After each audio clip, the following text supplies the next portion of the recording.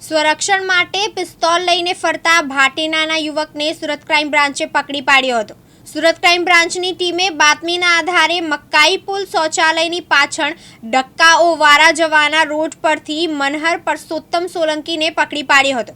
પોલીસે તેની પાસેથી મેગઝીન સાથેની દેશી હાથ બનાવટની પિસ્તોલ કબજે લીધી હતી।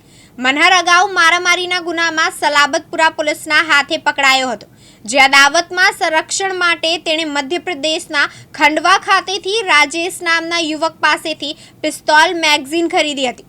ક્રાઇમ બ્રાન્ચે આર્મ્સ એક્ટ અન્વયે ગુનો નોંધી મનહરની ધરપકડ કરી 30,200નો મુદ્દામાલ કબજે લીધો હતો।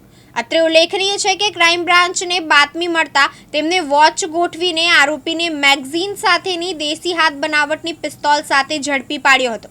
ક્રાઇમ બ્રાન્ચના પોલીસ ઇન્સ્પેક્ટર એસએન પરમાર અને ટીમને એક બાતમી મળી હતી કે મકાઈ પુલના ડબકાઓવાળા પાછળ ગુજરાત મેરીટાઈમ ટાઈમની બિલ્ડિંગના કમ્પાઉન્ડ પાસેથી એક કિસમ વેપન સાથે નીકળવાનો છે। આ બાતમી આધારે ક્રાઇમ બ્રાન્ચની ટીમે એક મનહર પરસોત્તમભાઈ સોલંકીને પકડી પાડ્યો હતો અને એના કબજામાંથી એક કન્ટ્રીમેડ પિસ્તોલ અને 2 રાઉન્ડ મળી આવ્યા હતા। આ પિસ્તોલ છે એને 30,000 રૂપિયામાં ત્યાંથી મધ્યપ્રદેશ ખંડવાથી ખરીદી હતી અને રાઉન્ડ બંને સાથે લઈ 30,200નો મુદ્દામાલ કબજે લીધો હતો। મનહરને આની પહેલાં પણ ત્યાં સલાબતપુરા પોલીસ સ્ટેશનમાં એના વિરુદ્ધ મારામારીનો ગુનો દાખલ થયેલો છે 326નો। એ એરેસ્ટ થયેલો છે, 24 દિવસ જેલમાં રહ્યો હતો। આ બનાવના અનુસંધાને પોતાની પાસે વેપન રાખતો હતો કે સામેવાળા ફરીથી એના ઉપર એસોલ્ટ કરશે એના એ આધારે પોતાની પાસે વેપન રાખીને ફરતો હતો અને ક્રાઇમ બ્રાન્ચની ટીમે એને વેપન સાથે પકડી પાડ્યો છે।